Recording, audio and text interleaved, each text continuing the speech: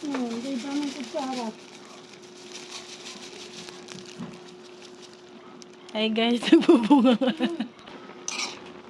Ang pandan. Pwede lang ito.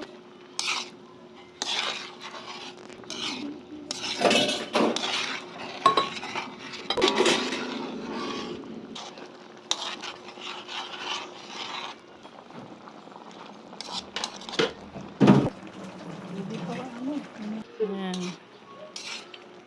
Magluluto siya ng saging na minatamis para sa halo-halo.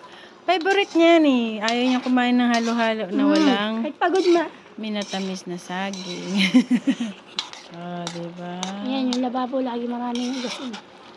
Luin mo pa konti. Ayan. Mahalat po. Business. Halo-halo. Tikman nyo nga. Masarap.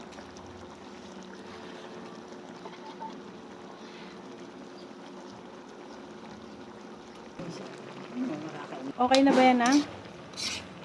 Konti pa, di pa mati, di pa tuyo. Tanong bang para hindi mapanis? No. Konti-konti lang luto namin. Mama, mamaya. Lagi na may luto ang isa.